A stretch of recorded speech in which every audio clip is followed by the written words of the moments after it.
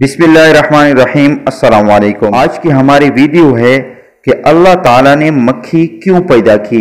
جی ہاں دوستو، ویڈیو شروع کرنے سے پہلے آپ سے چھوٹی سی گزارش ہے، اگر آپ نے چینل سبسکرائب نہیں کیا تو سبسکرائب کیجئے اور بیل بٹن کو ضرور دبائیے۔ بسم اللہ الرحمن الرحیم۔ خراسان کا بادشاہ شکار کھیل کر واپس آنے کے بعد تخت پر بیٹھا تھا۔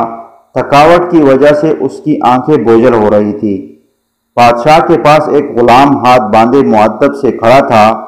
بادشاہ کو سخت نیند آئی ہوئی تھی، مگر جب بھی اس کی آنکھیں بند ہوتی تو ایک مکھی آ کر اس کے ناک پر بیٹھ جاتی، اور نیند اور بے خیالی کی وجہ سے بادشاہ غصے سے مکھی کو مارنے کی کوشش کرتا، لیکن اس کا ہاتھ اپنے ہی چہرے پر پڑتا تھا اور وہ ہڑبڑا کر جاگ جاتا تھا۔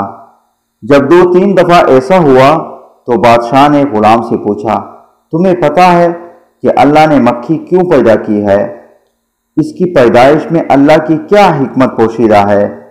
غلام نے بادشاہ کا یہ سوال سنا تو اس نے ایسا جواب دیا جو سنہرے حرف سے لکھے جانے کے قابل ہے۔